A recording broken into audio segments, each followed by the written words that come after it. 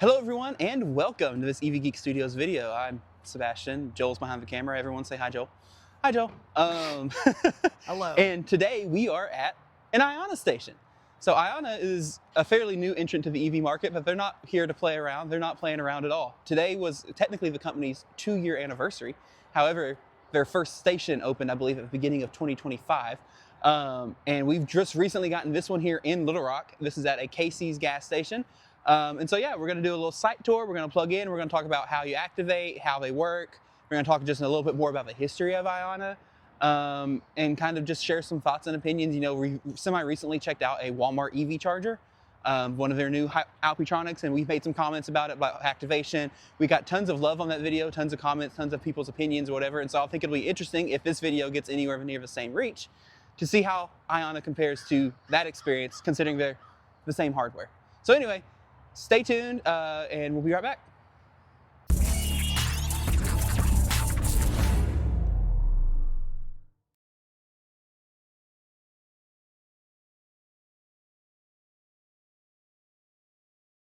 All right, so once again, this is technically being filmed on IONNA's second anniversary, hence the hat. They gave us free hats.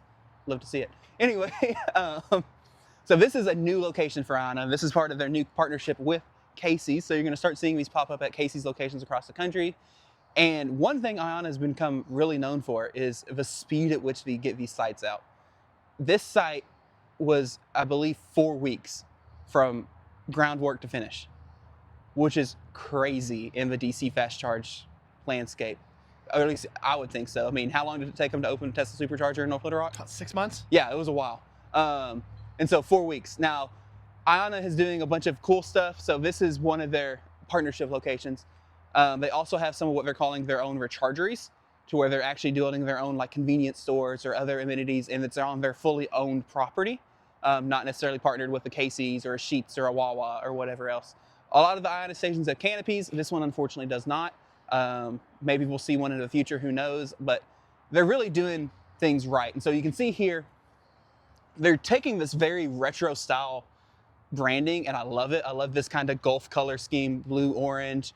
You can see clearly labeled CCS on the top of these units. You can also see it is painted on the ground. Now, this site does have a slight flaw that IONNA is aware of and they are working to fix.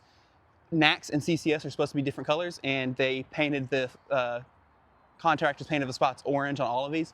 IONNA is aware, they are going to fix it. Anyway, but you can see this site is laid out 6 CCS ports, 2 NACS for a total of 8 charge ports. IONNA is doing basically 400 kilowatt minimum. So all of their locations are currently using these Alpitronic HYC 400 units. They have committed that they are looking at other options as well to help them scale as the market needs it. But 400 kilowatt is their minimum. And one of the things that IONNA is doing right is pricing. So let's go talk about the pricing here real quick. Today is special pricing. Today's special pricing. The normal pricing is even good. So for their anniversary weekend, they are doing 20 cents per kilowatt hour at all locations, and then that their actual full-on rechargeries are actually doing free charging today. But you can see the normal pricing here, once it shows up again, is 39 cents. Not bad. And I mean, these Alpitronic units are known for being, I mean, top-notch, very reliable. And as we kind of walk around here, you can see IONNA's also been very careful to put signs in that say, you know, EV charging only. IONNA's made sure that they have trash cans, they have windshield cleaners, the whole 9 yards. And you can see, I mean, this too, just to kind of give you the scale of the site, like none of this was here before they added this.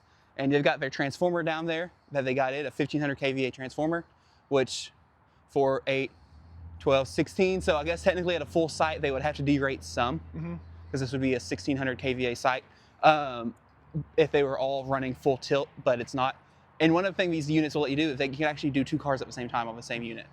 So if you have 400 kilowatts to 1 car or 200, actually they're more granular than that, but you can have 2 vehicles and it'll split it evenly depending on what the car needs.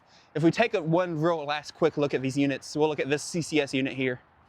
See, it's using Amphenol cables. There you go. It was a little jam. And really not that bad for flexibility. They're thinner than what you see on normal stations. They're long. Yes. Like you could almost do a car, like my car not backed in, and it would be fine. Like my car right here, you could plug into the front if it had a port. If it had the port up there. Anyway, and they're nice and long. And if you come around and look at this data label on the back, you can see, and it's just kind of, there you go, glides back in. These are rated 600 amps. So that's why they're 400 kilowatt stations, and then they do full 1000 volt. So at this point, let's cut here and we're gonna talk about activation. Let's charge a car. All right, so activating the charger. So for those who are unaware, IONNA is the partnership between 8 automakers here in the US. So it's GM, Ford, Hyundai, Kia, BMW, Mercedes, Stellantis. There's one more. You forgot it. I can't remember. Anyway, so it's a partnership between these brands. So as part of the partnership, they've gone through a lot of effort to add things like plug and charge to those vehicles, to where if you have one of their company's cars, you can just plug in and go. Now, my IONIQ 5 does not do that currently. The newer IONIQ 5s do. Mine doesn't, since it's 2023. So how else do you activate? They also have great roaming agreements. So you can activate an IONNA station with the ChargePoint app if you wanted to. And you'll notice I'm talking about all these other ways because IONNA themselves do not have an app. That is by design and on purpose. IONNA wants you to either do plug and charge, or you can do a roaming partner. You can activate them through your vehicle's app, like I could use the My Chevrolet app to activate one, or the Hyundai app and use Hyundai Pay, things like that. But it's just as simple as using a gas pump. So this is interesting when we talk about Walmart. Walmart requires the use of the Walmart app on the same hardware. You know, there's technically the RFID scanner there, but Walmart's not using it, and they do not have a payment terminal. Here, it gives you the pretty clear instructions. Plug in first, pay, you're done. So let's do that. So my car is technically preconditioned as of 30 minutes ago, and so it's probably not preconditioned anymore. So I'm going to take my card. Oh, yeah, sorry, plug in first. I literally just said it, my bad. You gotta follow the rules. Gotta follow the rules. So I'm gonna take this other cable. That makes more sense. There we go.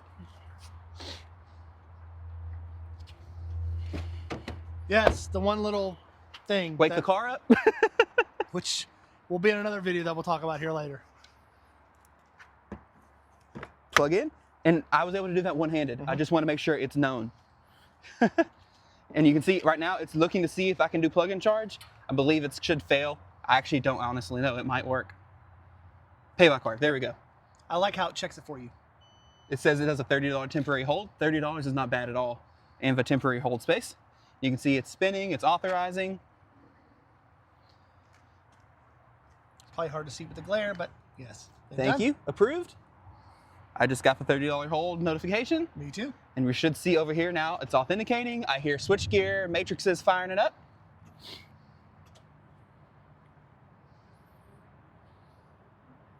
But you said you did precondition, right? I did, but that was also 30 minutes ago. Yep. And we've been sitting out here talking and doing all that jazz. Again, we just finished having a 2-year meetup for IONNA. And so we had some local EV owners come out and we were all talking and getting, having a great time. Charging started, the voice spoke. There we go, and we're gonna start ramping power. Now you can also see I'm also at 46%, so I don't necessarily expect full power. But it is ramping up. It is ramping up pretty decently. And this otherwise uses the same Alpitronic interface that everyone knows, and I honestly kind of love. So you can hit cost detail, and it'll show you your connector and energy delivered. You can also go back, you see right here, it tells you connector, how much power you've got. You're getting pretty good. There we go, nice. How long it thinks it'll take you to get to 80%, and then what your running cost is. I can hit charge detail, and now I get an actual charge curve graph, which I love to see. And the nerd data. I'm at 752 volts, 260 amps. Like, love it. And it gives you your average state of charge since you plugged in. You're going to see that number keep climbing since my car is currently holding almost 200 kilowatts at 47%. That's what we like to Tesla see. wishes. Yes, we do. Anyway, but that's how easy it is. And since this can do 2 vehicles at the same time, if you had 2 cars going, you would hit active sessions, and you would just select which end you're dealing with and working on. And so we're charging on CCS here. And also you can see 1A was last used on February 4th at 8:06 p.m. So it tells you when. So you mentioned the difference with Walmart. They don't have these on it, Walmart's correct? not doing payment terminals. Yes. They're requiring you to use the Walmart app to activate, meaning you have to have your card set up in the Walmart app, the whole rigmarole. Yep. And we have a whole video on that. We have a whole video on that talking about it if you want to see how that works. Here, they don't have an app. They want you to either pay by card or however your automaker recommends paying. Which makes sense. It's like a gas station. My only downside to not having an actual IONNA app would be you are now at the mercy of like your car to tell you what % you're at. So like I could use the My Hyundai app if I was in a store, I guess, and to see how far I'm charged or whatever if I'm waiting. but depending on how good your app is, that might be an infuriating situation compared to just having, for example, an EA app that you can just open up and it just tells you your active charge session. That's my only negative on not having an app, but at the same time, that was one of the easiest charging activations. But then we hear the other side of the spectrum is, I don't want an app. I have too many apps on my phone. And I don't disagree with that. Totally agree with that. Yeah, so yeah. And I mean, just that was the easiest charger activation outside of plug and charge that I think we've ever done. And the quickest too. And it was quick, yeah. Yep. Anyway, I think that's a good place to wrap up. I'm loving what IONNA's doing. I'm loving this retro color scheme. I love kind of how they're doing it, and they're doing it fast. They are. I think we're up to, at time of filming, 93 locations with the first one, and that's within a year, basically. And I think, if I remember right, it's 47 of those were opened in the last 90 days. They're not playing around. They are moving quick. Yes. So anyway, thank you all for hanging out with us. Hope you enjoyed it. As always, make sure you like and subscribe. Whatever else you want to do, leave us a comment. We read them. We'd love to hear from you. And we'll see you on the next one. Bye. All right, I said I was done. I have no mic on now because of that, but I'm about to unplug. I just wanted to show 7 minutes here. We're currently pulling 128. We're at 66% now. And in 7 minutes, we've done 16.6 kilowatt hours. And you can see if I hit charging detail, there's again, I was talking about that charge curve it'll show. You can see how the EGMP cars kind of stair step their way down. And to stop charging, I will just hit stop. Are you sure? Yep. Stopping. And we're done. And my lovely assistant Joel will unplug it and put it back. I also love how these are lit, so you can see green, blue for in use, and if they're inactive, it'll actually say red. It'll do red. Anyway, say bye, Joel. Bye, Joel.